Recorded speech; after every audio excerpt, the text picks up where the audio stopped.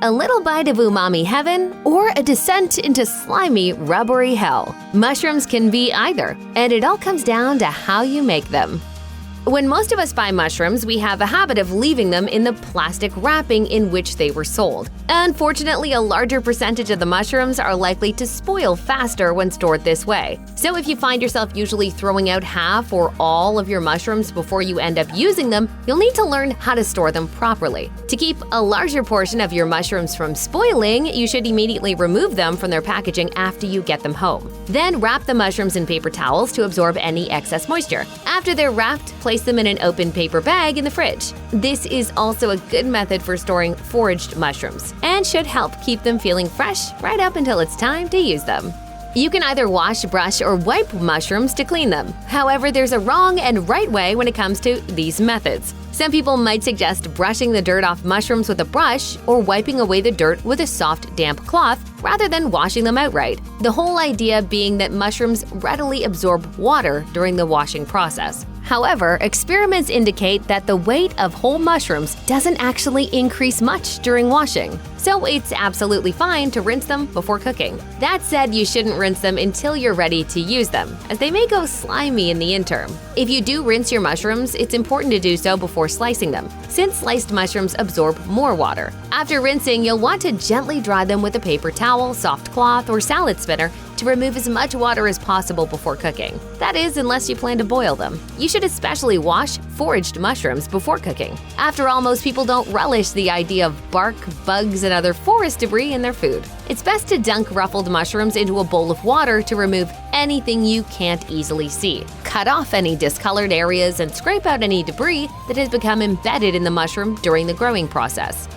Being able to tell good mushrooms from bad is necessary from the point of purchase to the moment you're ready to use them in the kitchen. Even when you're cooking a species that is generally safe to eat, they can still make you sick if they've gone bad. Eating bad mushrooms can lead not only to food poisoning but to serious health problems. I did not sleep for 1 second last night, and I cracked the bottom of the toilet bowl. Oh, God, don't say that. Some signs that mushrooms have gone bad include becoming slimy or sticky, shriveling and developing wrinkles, becoming darker or developing dark spots. They can also become moldy. Bad smells beyond the normal earthy and fungus-like smell of the ordinary mushroom can also indicate that something is wrong. So if your mushrooms start to smell like fish or anything else that doesn't seem right, toss them. Notably, botulism grows in an oxygen-free environment. So if you open up a can or package of mushrooms that are bulging and smell bad, it could be a sign that they're contaminated. Untreated botulism can result in a variety of symptoms and complications, from blurred vision to full paralysis and even death. You'll also want to toss mushrooms out of caution if they've been in your fridge for more than a couple of weeks. If they're sliced, they're only good for a week or less. If you've ever frozen an overabundance of mushrooms to keep them from going bad, you've probably experienced the unappetizing, rubbery results. The reason that mushrooms end up with such a disappointing texture when you freeze them is because they're about 80% water. Thus, your mushrooms become mushy after thawing. Not only do they change their texture, but the amount of water-soluble nutrients in them decreases too. This means that you can expect frozen mushrooms to contain less folate, niacin, and riboflavin. While they certainly won't be perfect, you can improve the texture of frozen mushrooms by stem blanching or sautéing them before freezing. Stem blanch them in a mixture of 4 cups of water and a teaspoon of lemon juice for 3 to 5 minutes. Then give them an ice water bath for 3 to 5 minutes before drying, and freeze them in an airtight container. To sauté them, put them in a pan with hot oil or butter for 5 minutes. Then wait for them to cool before moving them to the freezer in an airtight container. When your recipe calls for mushrooms, it's easy to just grab a package of tried and true button mushrooms from the store. However, there are so many more to try, and they all have their own textures and flavors. Once you've tried the button and portobello mushrooms your local grocery store has to offer, you should seek out more from an Asian market, farmer's market, or even through foraging. Mushrooms!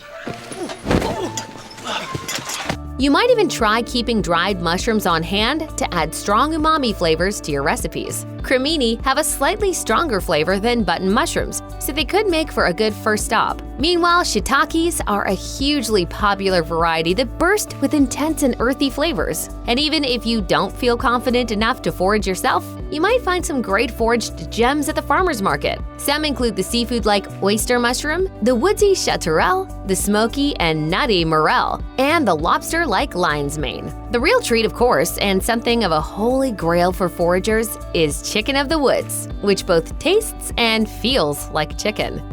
Once you start branching out into the world of mushrooms, it's important to know the flavor and texture profile of the type you have before you start cooking with it. You can ruin a dish quickly by adding a mushroom with an odd flavor or texture. When in doubt, consult a list of types of mushrooms and their uses before you get started. White button mushrooms, cremini, and portobello are all the same species at different maturity levels and are great for stuffing, grilling, sautéing, and adding to sauces. However, you'll want to be careful when using types such as oyster mushrooms and lion's mane because they boast a very specific seafood-forward flavor. Meanwhile, some kinds of mushrooms are more about adding an interesting texture than anything else. Enoki's crunchy feel and matchstick-like arrangement are fun in soups or wraps, for example. And chewy wood ear mushrooms make for an interesting addition to Asian dishes.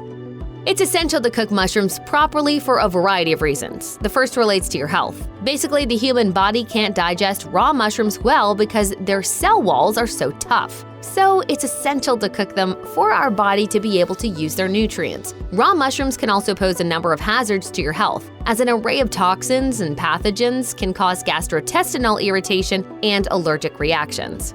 I mean, why is your face suddenly bigger than it was before? I can't feel my lip.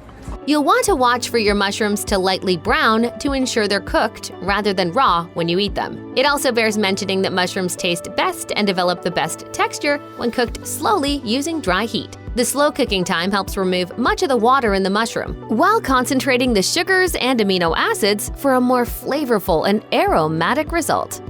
Boiling your mushrooms before sautéing them might sound odd. However, this technique solves a lot of the problems you might have encountered when it comes to cooking mushrooms. Plus, you'll end up with mushrooms that brown faster and better, taste somewhat meatier, and have a juicier texture. For one thing, when you boil mushrooms, they start to lose a lot of their excess moisture. They also shrink as they release the moisture. So when you get them to the pan, you don't have to worry nearly as much about overcrowding, as they have less moisture to expel. And without having to worry about overcrowding, you can cook more at a time, rather than needing to cook them in batches. After boiling, drain them with a paper towel, cloth, or salad spinner before sautéing and finishing as usual. If you're sautéing mushrooms in hopes of achieving beautifully browned results, you'll need to make sure the pan doesn't become overcrowded. Since mushrooms are so full of moisture in the first place, cooking them in close proximity to one another will give you a soggier effect than you might want. When you give mushrooms more space in the pan, however, the moisture that escapes during cooking can more easily evaporate. Since mushrooms shrink as they cook, you don't have to worry so much about making sure none of the mushrooms are touching. But you do want to make sure there's just one layer of mushrooms so that the moisture from the top layer isn't leaching into the bottom layer. If you need more mushrooms, just make them in batches. Otherwise, you risk sacrificing their texture by trying to get all of them done at once. Or if you have enough space and kitchenware, you can simply keep multiple pans of mushrooms going at once. While many foods are best salted at the beginning of cooking, mushrooms aren't among them. And if you've been salting mushrooms the wrong way, it's time to rethink your cooking strategy. In fact, salting after cooking affects more than just your mushroom's flavor.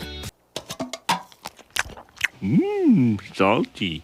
Experiments show that when you add salt to mushrooms from the start, a few things happen. They cook more slowly and the flavor and texture suffer as well. You'll also notice that they don't have as strong of a flavor and that they don't get as tender. However, when you wait until the end of the cooking process to salt them, you get much better results in the flavor and tenderness area. They even cook faster. If you want the mushrooms to blend into your dish without being too noticeable, then go ahead and salt them whenever you want. If mushrooms are the star of the dish, however, salt them at the end. If other ingredients in the dish require early salting, you might want to consider cooking your mushrooms separately and then adding everything together at the end.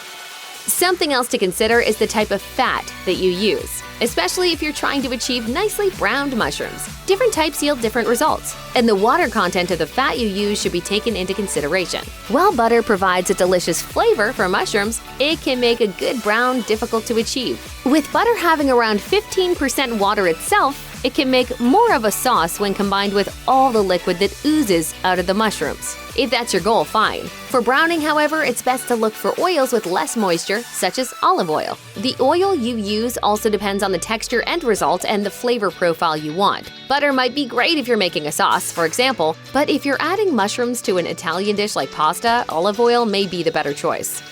If you like crisp, browned mushrooms, then you should try smashing them during the cooking process. This process yields mushrooms that are quite simply next level. To smash your mushrooms, you'll need 2 different sized iron skillets that can nest one inside of the other. You'll start by sautéing your mushrooms in oil as usual, in the larger skillet. Once the mushrooms start to sizzle and brown, it's time to nest the smaller pan inside the larger skillet and on top of the mushrooms, smashing the mushrooms more flush with the pan and giving them a chance to brown better. You might want to smash the skillet down harder occasionally or even add extra weight to the skillet to achieve an even deeper browning effect.